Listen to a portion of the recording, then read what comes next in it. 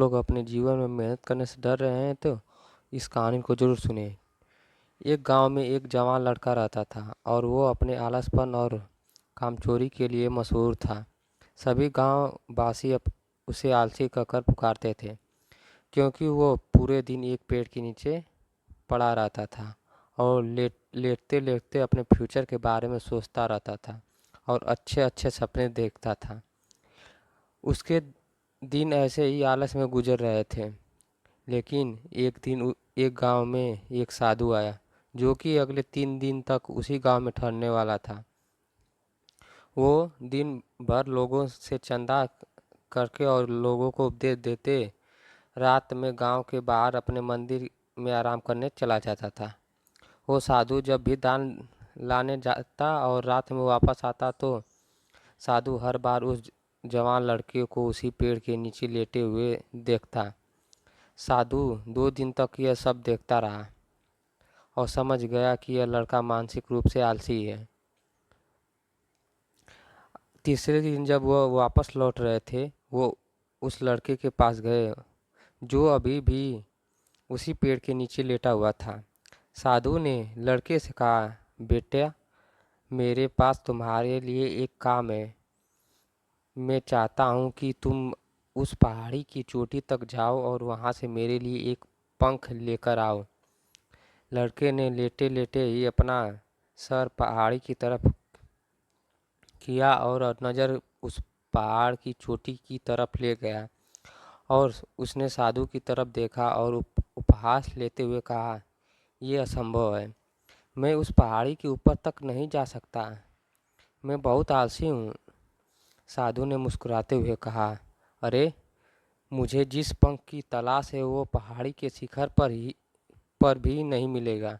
वो तो इस पहाड़ी के दूसरी तरफ एक गुफा के अंदर मिलेगा, जिसके लिए इस पहाड़ी के शिखर तक चढ़कर फिर नीचे उतरना होगा। लेकिन वो साधारण पंख नहीं है। वो पंख ऐसा है जिसे तुमने कभी देखा नहीं होगा। वो पंख रेयर लेकिन सुंदर पंख है, जो रोशनी बिखेरती है। साधु की इन बातों से उस लड़के के अंदर उत्साह बढ़ गई। उसने आज से पहले ऐसे पंख के बारे में कभी सुना नहीं था और रोमांचक सफ़र के बारे में सुनकर वो अंदर ही अंदर उत्साहित हो गया था। इसलिए उसने साधु की चुनौतियों को कबूल किया और वो पहाड़ी की तरफ चल पड़ा। लेकिन चढ़ाई बहुत लंबी और मुश्किल थी। जल्दी ही लड़के का शरीर थकने लगा, सांस फूलने लगी और शरीर से पसीना बहने लगा। लेकिन फिर भी उसने चलना जारी रखा।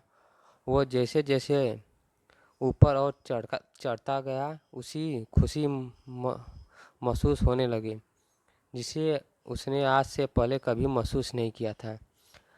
आखिरकार जब वो कड़ी मेहनत और लंबे कोशिश के बाद पहाड़ी के शिखर पर पहुंचता है तो वो पूरे तरीके से थक चुका था, लेकिन वह बहुत खुश था। उसे अंदर से आत्मा संतुष्ट का एहसास हो रहा था। उसके चेहरे पर योद्धाओं जैसी मुस्कान थी, जैसे उसने कोई युद्ध जीत लिया हो। फिर उसने पहाड़ी के शिखर के नीचे देखा। उसके सामने एक बहुत ही मनमोहक नज़ारा था।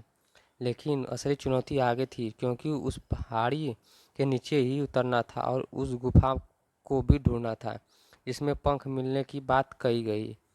नीचे उतरना बहुत ही ज़्यादा मुश्किल और ख़तरनाक था, क्योंकि ढलान ज़्यादा गहरी थी और चढ़ाई के समय लड़का बार बार लड़खड़ाया और गिरा भी। तो वो डर के उसके अंदर था। लेकिन साधु को वो पंख लाके देने वादे की वजह से वो लगातार आगे बढ़ता रहा। काफ़ी खोज और कड़ी मेहनत के बाद जब वो गुफा के अंदर पहुंचा तो उसने देखा कि पंख वहीं पड़ा हुआ था, जो कि ऊपर एक बड़ी सुराख से आने वाली रोशनी की वजह से चमक रहा था। उसने उस पंख को उठाया और उसके सुंदरता को देखता ही रह गया। वो काफ़ी देर तक पंख को ही घुमाता रहा, लेकिन फिर अचानक उसे याद आया कि मुझे तो अभी वापस भी जाना है। उसके खुद उसके तरफ देखा। वो पूरी तरह थक चुका था और चिंता में पड़ा था वो पहाड़ कैसे चढ़ेगा और वो साधु तक पंख कैसे पहुंचाएगा। एक पल के लिए उसने हार मानने के बारे में सोचा, लेकिन उसे वो खुशी और गर्व की भावना की याद आ गई जो उसने पहाड़ी के शिखर तक पहुँच कर महसूस किया था। उसे एहसास हुआ कि उसके अंदर एक सफ़र को दोबारा पूरा करने की ताकत और मजबूती है। वो दोबारा पहाड़ी चढ़ने लगा। उसके मांसपेशियों में दर्द हो रहा था और कमजोरी की वजह से पैर कांप रहे थे, सांस फूल रहे थे। कई बार लड़खड़ाया, फिर गिरा, चढ़ा, लेकिन हार नहीं मानी और खुद को आगे बढ़ाने के लिए मोटिवेट करता रहा। अथक मेहनत और घंटों की कड़ी कोशिशों के बाद जब वो साधु के पास पहुंचा और उसके हाथों में वो पंख रखा तो उसे खुशी का ठिकाना न रहा। उसे महसूस हुआ कि उसने आज अपने आलस का पर काबू पा लिया है और कुछ बढ़िया करके दिखाया है।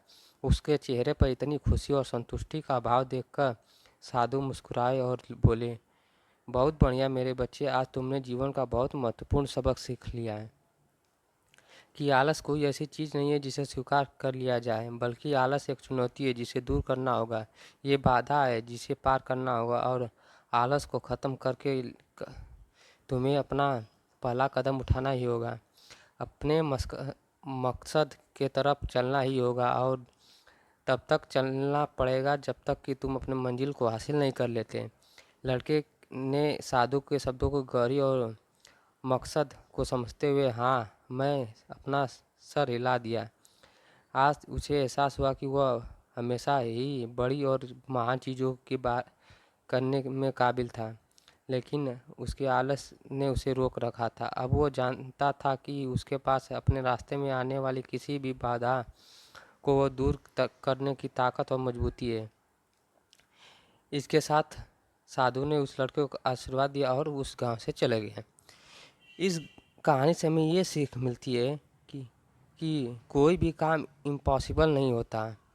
अपने दिल से चाहो तो वो किसी भी चीज़ को हासिल कर सकते हो और किसी भी चीज़ पर अपने काबू पा सकते हो। ये कहानी आपको अच्छी लगी तो मेरे चैनल को सब्सक्राइब और लाइक कर दीजिए। धन्यवाद।